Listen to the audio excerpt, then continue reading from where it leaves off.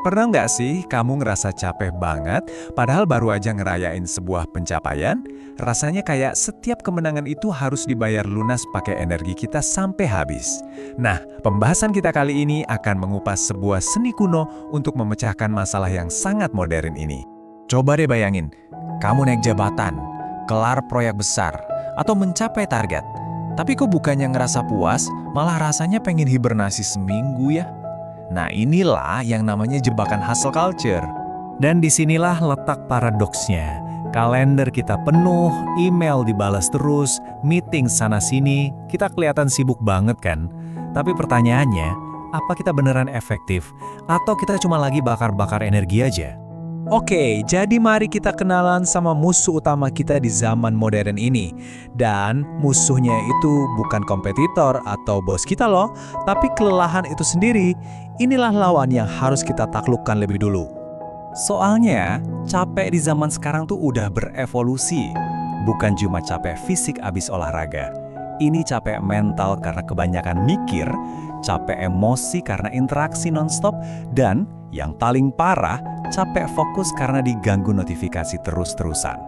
Kita tuh sering banget cari solusinya di tempat yang salah. Download aplikasi baru, coba metode manajemen waktu yang makin ribet. Tapi gimana kalau jawabannya justru ada di kearifan masa lalu? Yuk kita panggil ahlinya. Untuk pertempuran ini, kita butuh nasihat dari ahli strategi paling legendaris. Bayangin deh, Jenderal Sun Tzu sekarang ada di sini bareng kita, siap ngasih wejangan buat medan perang modern kita.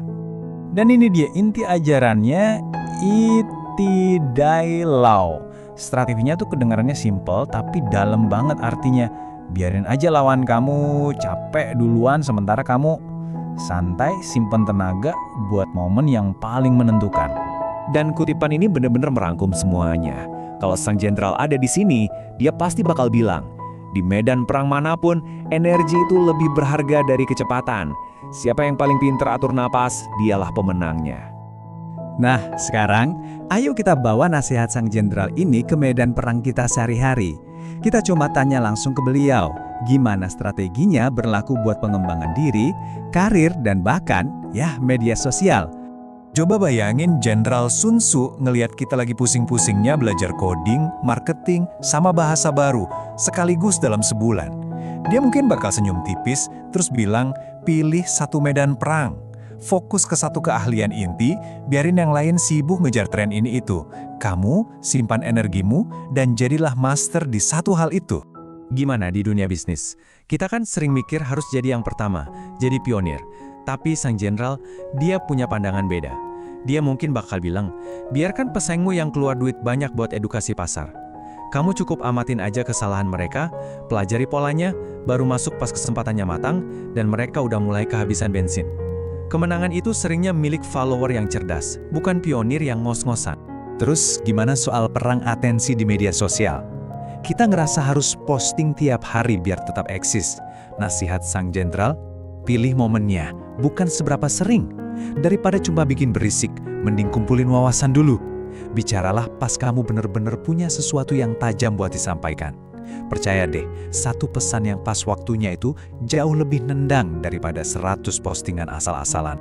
Ini juga berlaku banget buat konflik personal. Biasanya kan kita bales emosi pakai emosi, terus kejebak debat kusir yang ngabisin energi. Strategi Jenderal Sun Tzu? Biarin aja pihak lain ngeluarin semua energi emosionalnya. Kamu tetap tenang, tetap rasional. Nanti pas dia udah capek sendiri, kamu masih punya kejernihan pikiran buat ambil keputusan terbaik.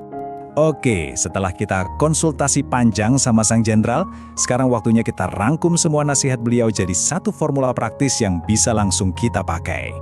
Jadi, intinya tuh kita harus hindari jebakan-jebakan ini.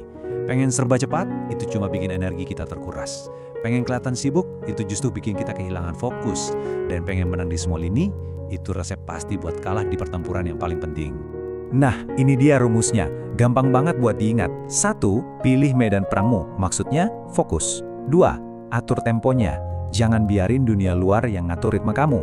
3. Simpan energimu. Ini aset paling berharga.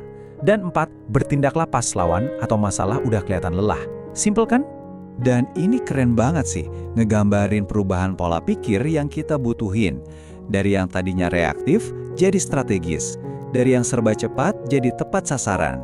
Dan dari sekedar sibuk, jadi beneran efektif. Sebagai penutup, yuk kita renungin satu lagi kebijaksanaan abadi dari Sang Jenderal. Sebuah metafora yang indah banget buat strategi yang udah kita pelajari hari ini. Ini dia nasihat perpisahan dari Sang Jenderal buat kita. Di dunia yang serba ngebut ini, jangan capek-capek ngejar setiap angin yang lewat. Sebaliknya, bangun posisimu, kuatin dirimu, dan sabar. Tunggu angin yang tepat yang bakal ngebawa kamu ke tujuan dengan usaha yang jauh lebih sedikit. Karena pada akhirnya inilah pelajaran utamanya. Kemenangan sejati itu bukan buat mereka yang lari paling kencang atau kelihatan paling sibuk, tapi buat mereka yang paling bijak mengelola energinya dan masih berdiri tegap, siap bertindak pas momen penentuan itu tiba.